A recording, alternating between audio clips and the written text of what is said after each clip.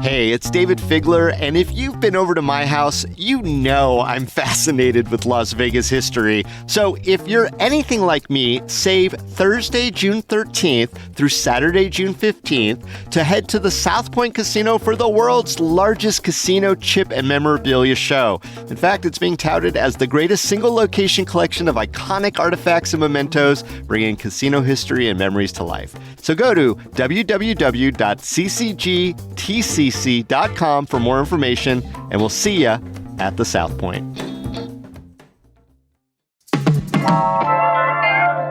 If you had to describe iconic Vegas cuisine, that's a short list. You got your buffets, your shrimp cocktail, and of course, the Steakhouse. So today on CityCast Las Vegas, I get to do one of my favorite things, which is chat with co-host and culinary historian Sarah Lohman. We talk about the real deal of Vegas food history, get into the legends and legacy of the steakhouses of Las Vegas, and why, despite the ever-changing tastes of a nation, Vegas steakhouses stay so iconic. It's Thursday, June 13th. I'm Dayvid Figler, and here's what Las Vegas is talking about.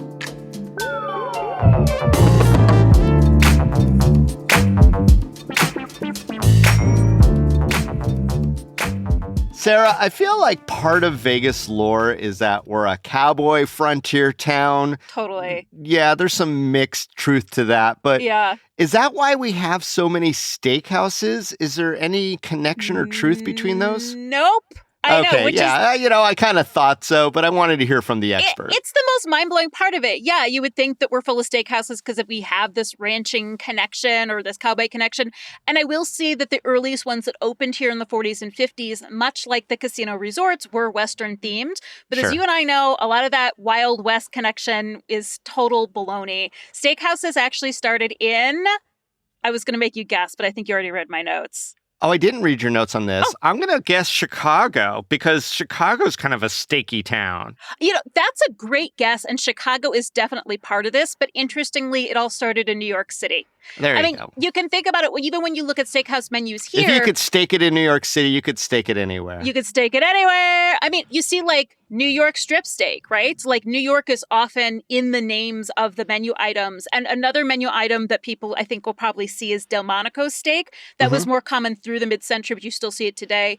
So it's all New York until 1893, when the Buckhorn Exchange opens in Denver. 1902 is when we finally see ones opening in the Midwest, which is crazy because part of the reason we can have these steakhouses is because of the completion of the railroads and the invention of refrigerator cars. Oh, yeah, that makes sense. It is very American in that we have always been a very cow-centered culture. Like, cows take up a lot of space and resources, and we have had those things historically. So dairy and beef are a much bigger part of our diet than they are, like, anywhere in the old world, like Europe, Asia, Africa, okay? So all the meat raised in the West goes into Chicago, into slaughterhouses, and then the processed meat gets sent out to places like Las Vegas. Special shout out to the child labor and all the people who were injured and, whose lives inspired the reforms. But yes. Yes, actually, the meat packing plant that Upton Sinclair wrote about in The Jungle, Armour, they were a major presence in early Las Vegas. They built our first ice factory here in like 1901, like before we were even incorporated, because they would ship their meat out of Chicago, and this was a layover point to restock on ice before the meat then went further to the West Coast. Right. But we don't get steakhouses here really until the 1940s. Yeah, and then we're talking the branded steakhouses, like what people are probably used to now, where the primary focus, or at least the highlight of the experience, is the steaks. Yes, it's the steaks and the vibes. And like I mentioned, a lot of the first ones were sort of Western coded. Like there was one in the Frontier, sometimes just called the Frontier Steakhouse, but still the same New York standardized steakhouse menu and sides. And what year are we talking about? Because this is on the Strip, finally. Yeah. So let's say, the first one that seems to be a steakhouse, this is all research from Jeffrey at Vintage Las Vegas. He's got a blog and as at Vintage Vegas on Instagram. Huge fan. Of course, I reached out. I was like, do we know the first? I'm a huge fan of his. I know he likes our podcast, but yeah. He is a huge fan, and I am a huge fan of his, as are right. you. I asked if he knew the first, and he says, no, it's not really documented. He put out Villa Veneto Venice, which is on the Strip in the late 1940s. Italian restaurant, but in 54 added a cow neon sign that said charcoal broiler. Then there was a place called House of Steaks, which is basically a steakhouse. Straight up, I love Vegas in the old days. Here's right? what we have. It's a house of steaks, y'all. House of Steaks. That's early 1950s. The Flame, the original, is 1961. And then we have Bob Taylor's in 1955. So that's like probably our oldest continually operating. Bob Taylor's has to be the oldest continuous, yeah. Yeah. Followed closely by the Golden Steer, which they say they opened in 1958. But Jeffrey, Vintage Las Vegas, corrects them because he looked it up because he's a researcher. Yeah. He says that that's when the shopping plaza that they're still in was built, but there was a different restaurant in there until 61. So Golden Steer opened in 62. Yeah, that's a Vegas tradition to kind of claim older lineage than you have simply because you take over a name or a space. Oh my God. And the other Vegas tradition, as Jeffrey points out, I'm quoting him now, any way you spin it, legend will say that all members of the Rat Pack ate there every night. At the Golden Steer? All of them. At everyone. Every member of the Rat Pack ate at all Elvis Vegas. slept everywhere, and the Rat Pack ate steak everywhere, every night. You know, can I say that I feel like the steakhouses, even though they're so like East Coast made, like really fit into Vegas. Can I read you a quote, David? Would you mind? I love quotes. So I love quote time. I wish we had like special quote time music. And now Sarah reads a quote. With a quote. This is from an article I stumbled upon written by a dear friend and mentor of mine who passed away a few years ago, Josh Ozersky, who's a very well-known food writer. And it was an article about steakhouses. And he wrote in 2012, steakhouses are not really restaurants in the strictest sense. They are closer in spirit to strip clubs or spas, places to which people repair for the rites of costly self-indulgent, Dionysian revels in which stressed businessmen or harried wives vent their hypertension. Both the steakhouse and the strip club seem to offer the most primal of pleasures, but the actual exchange is cynical, unsatisfying, and almost prohibitively expensive. That just described every junket of gentlemen flying into Vegas with the woo Vegas on their faces. Right? So it makes sense. You know, it's interesting to me, too, how the steakhouses started. Although I know a lot of women who enjoy going out to steakhouses, too. So, I mean, it's not a purely testosterone-driven activity. Well, a lot of women enjoy going to strip clubs, too. Well, there's that. Yeah. But also, historically, it is this place for, like, men to man socialize and, like, drink bourbon. They're very male-coded. I do have to point out that there have been some experiments over the years, and I don't know what the success rate has been, to merge the steakhouse and the strip club together. I think it's right around the corner, David, honestly. No, it's happened. I think that they were doing it at the Hustler Club for a little bit. I don't know if that's still going on, but there have been other variations over the years. Hustler in New York was known for its steaks in the same time period in the 2010s, honestly. Dry wild. Aging, da-da-da. Mm-hmm. You know, the arc is fascinating to me because the steakhouses go from being like ranch style, ranch coated, to like Bob Taylor. Which is very ranch coated. To Golden Steer, which is sort of outside ranch coated, but the inside is dark wood and like leather and fabric booths. Like it's very like steakhouse traditional design is like New York 19th century Rat Pack vibe. Yeah. But now, David, it's like American Psycho. So, Sarah, let's just go down the list of steakhouses in Las Vegas that have passed the test of time. What do we got? Bob Taylor Steakhouse. You mentioned Golden Steer. Golden Steer. Harlow's. Circus Circus is another old one too. Right? Yeah, and it's all, again, like you're saying, the wood, the brass. I mean, currently we have at least 37 steakhouses in the Valley. Wow. Yeah. So why do you think that these steakhouses are the ones that survived? Why do steakhouses have so much staying power? You know, I think here in Vegas, at least, because it seems to still be like Vegas, New York, that like has more than one steakhouse. We're like now America's second financial capital as much as we are the capital of licentiousness. You know what I mean? Money flows through here for sure. Yeah. You're right. Yeah. I mean, we have rivers of it. Doesn't always trickle to the common people. But no, it's the place that outsiders come and want to lay down the company credit card, or you're coming for your blowout bachelor party, right? And so it is this idea of like steakhouses are a treat and Vegas is the place of treating. So whether or not the food actually stands up, there's an argument that not all steakhouses are what they appear, and often you're going to get a better steak at a restaurant that has good food across the board. Like, I know Main Street Provisions is one of your favorite places for steak. Not a Absolutely. steakhouse, an excellent restaurant, right? True. And steaks are standouts there. I mean, absolutely.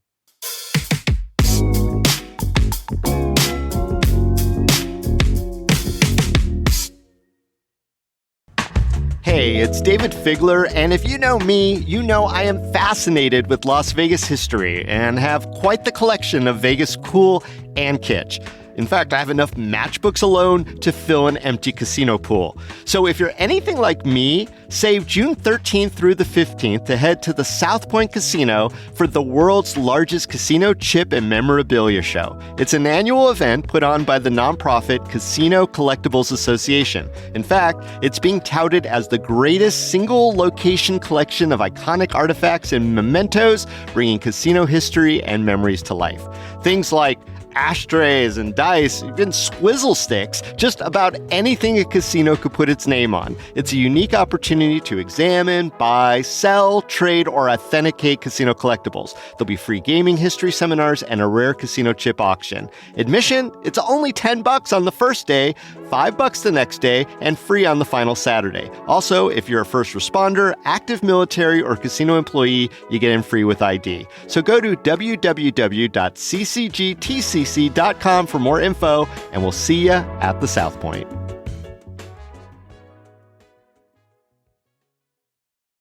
Well, let's focus on Las Vegas steakhouses, because here's kind of the thing that I've heard a lot about is that steakhouses, when you get down to it, past all the pomp and circumstance, are actually some of the worst deals on restaurant food because they all basically get their meat from the same place at the same price. Like, I don't know what the difference is really between a $48 14-ounce New York strip steak on a menu at a place like the El Cortez coffee shop and the same steak for $85, same size, same everything, at a place like Papi Steak at Fontainebleau. Well, not same everything. And like with Papi Steak, we'll get into that. And I will say that local restaurant critic John Curtis had some choice words about Papi Steak. Spoiler alert.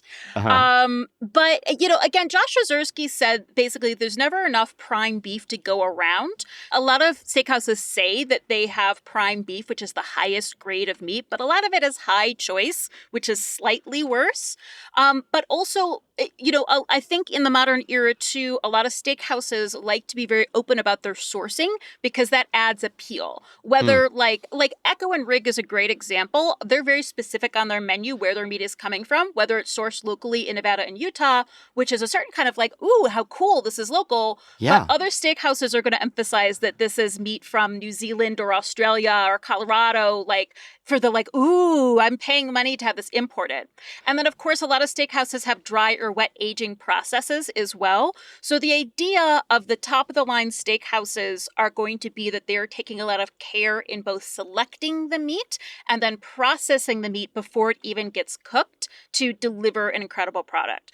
But likely those sides are probably a little overpriced, but it's making up the difference in the price of the meat. Yeah, so that's where the value add is. But you'd have to be a pretty discerning person because there's so many different descriptors and adjectives. I wouldn't even know where to start or what the difference between grass-fed and black Angus and this and that and the other thing. I mean, it's almost like you're here, you're going to eat a steak, you got to pay what you got to pay. You know what? Think about it like beer, right? There's IPAs, there's lagers, there's this, that, and the other. If you're a person who's really into steak, then you're going to understand the different cattle, what their feed does to their meat, what, different countries are known for, what different processes are. But for the lay person, I mean, that's a hobby at this point. I do have an oddball question for you, though, Sarah. Sure. When I was a younger person, I would pop into a late night coffee shop at like a rando casino, sometimes on the strip, sometimes off the strip, but I could usually find a steak and egg special for under $10. And sometimes, if my memory is correct, it would be under $5. And sometimes I think it might even been like $2.99. Sure. I know those days of the cheap meat eat is gone, Sarah, but I have to now reflect back listening to what you're talking about. What the hell was I eating? Well, Dayvid, I mean, to be honest, the cow probably didn't have a very good life. Oh, no. And, we all make these choices. But yeah, that was probably definitely like a massive scale commercial feedlot cow that was being fed like exclusively corn or who knows. In that day, it could be some like, they were making shit out of cow brains and stuff. That's how Mad Cow happened in England. Da da da da da. Never here. So like it was probably a pretty sad cow in life. But I think that brings up a bigger question of there are ethics to eating beef, right? Yes, I think it's great if you can to pay a premium for an animal that was treated well in life, which ultimately makes a better product. But also, like, I'm thinking climate change, David. Beef production remains the single biggest source of greenhouse gases. It accounts for 14 to 22% of greenhouse gas emissions. And that largely comes from the grain to feed them and the physical space that cows take up. Wow, so, that's probably not even including the methane from the cow butts. It's not even, because that is debatable if cow farts are actually killing us all. But we could definitely say the other two things are. Yeah. So like, some part of me is like, man, is a modern steakhouse even ethical? Interesting. Well, back in my day, the steak and eggs, any guilt or shame would be washed away if you just added enough A1 or Westchester sauce or something like that.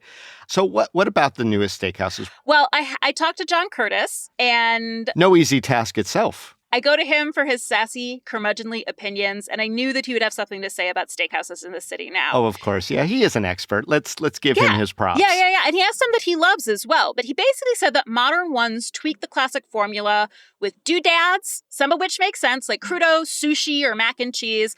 But he says other things that don't, like caviar and everything, right? So he also compares them to clubstaurants. Truffles. What does he say? Clubstaurants. Clubstaurants. Here's I hope why. He coined that because that is such a John Curtisism. I don't know, but I had never heard it, and I was like, oh, yes.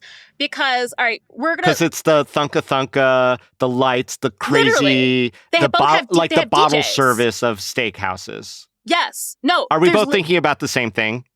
I don't know. The Papi steak $1,000 Australian purebred Wagyu tomahawk, 55 ounce for $1,000. That, I think, is a doodad, at least. But that is the doodad of doodads. Papi Steakhouse also has an in-house DJ. And, invites DJs to do DJ sets. It's literally a club restaurant. I ran into John Curtis, speaking of John Curtis, I think right after he came out of a very similar concept at STK, and I remember his face. So I was there at ground zero for this perspective of his, where he's like, that was the worst experience I've ever had in a steakhouse. Wait, so have you been to STK? Oh, I have. It's so loud. Yeah. These trends really seem too over the top, even for a place like Las Vegas, but I guess people go there. What's the one that's kind of blowing your mind right now? Okay, not just mine, but John Curtis also told me that Papi Steak takes things to an 11 on the douchebag scale. I didn't know there was a douchebag scale, but it's nice to know that there's a spectrum. It's turned all the way to 11. And that's because of the beef case. What's beef case? The owner of Papi Steak was gifted a sparkly, diamond-encrusted briefcase with a Papi Steak logo. I believe this is also from an Eater article. Okay. I didn't know what to do with it. But then one of the meat vendors approached him with a really pricey Australian Wagyu tomahawk chop. Giant, thick cut. Yeah. And he immediately thought of the scene from Pulp Fiction. Everybody knows it. You open the case. And he was like, what if it was a Papi Steak in there all along? So here's where things really go wild. Because I'm going to quote this article directly. When someone in the restaurant orders the steak, all the lights go down, the servers abandon their posts, and a parade marches from the kitchen to the table, helmed by the briefcase. They open the briefcase. It's glowing. There's a gigantic $1,000 steak inside. It is a 55-ounce steak as big as the briefcase. Wow. Of Australian Wagyu beef. They brand it at the table, and then they march it back to the kitchen and cook it. And currently at $1,000 each, Papi Steak is selling 20 of them a night. Fuck. Yeah. Sorry, that's the only word. Yeah. So, douchebags will have their revenge. And there's caviar. Wow. When you do all the calculus, maybe beef case aside, are Vegas steakhouses worth their weight in beef? How about a Curtis quote? A Curtis quote, and then... He's all over this. A Figler Lohman quote, because I think that despite everything we've talked about, we both have, some really favorable steakhouse experiences here in the city. But here's what Curtis says. Every restaurant in Vegas would be a steakhouse if it could be. It is the quintessential American eatery, a temple of unbridled, conspicuous consumption, celebrating everything from caloric excess to heart-stopping prices.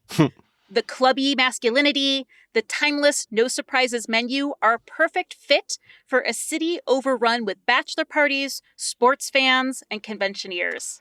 Oh, he waxes poetic, does he not? And it's interesting how the stories of these steakhouses and what they represent does kind of really bring out the, Eeyore in us and, how we feel about the public side of our city. Do you know what I mean? Mm-hmm. So shall we bring it up at the end with something positive? Yeah, Sarah, let's bring it up because, there are pros and cons of steakhousery and steakhouse as an iconic part of Las Vegas that doesn't seem to be going anywhere. So why don't we end it this way? What are our favorite steakhouses in Las Vegas? Ooh, should I go first? Yeah. I have had an incredible dining experience at Cleaver. I love Cleaver because it's not on the Strip. It's kind of near the Strip.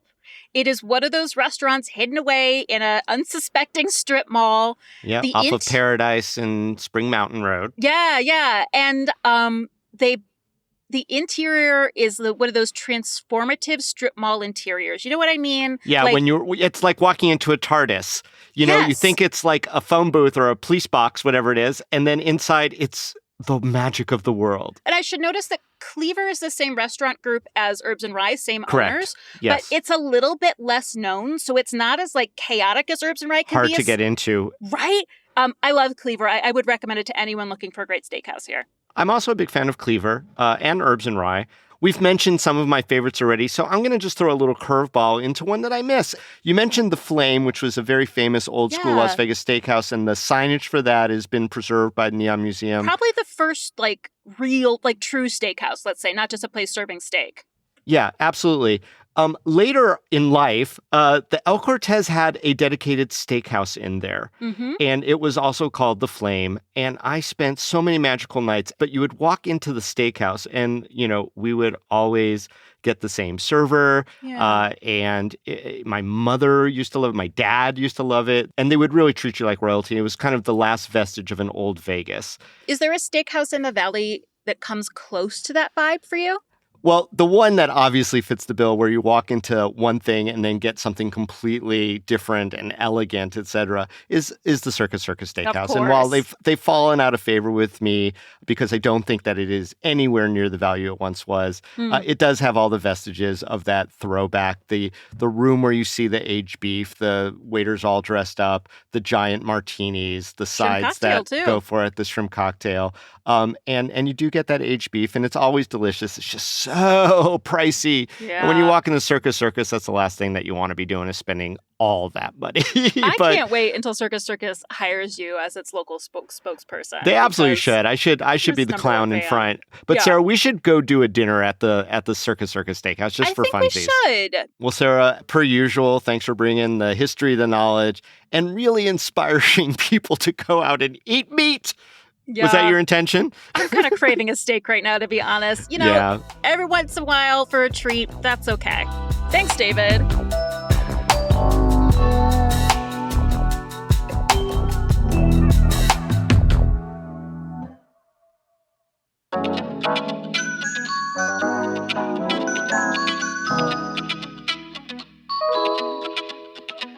That's all for today here on CityCast Las Vegas. If you enjoyed the show, go tell a friend. Friends tell friends about cool things, whether they be steakhouses or podcasts. You can also leave us a review and subscribe to our morning newsletter. We'll be back tomorrow morning with more news from around the city. Till then, stay lucky.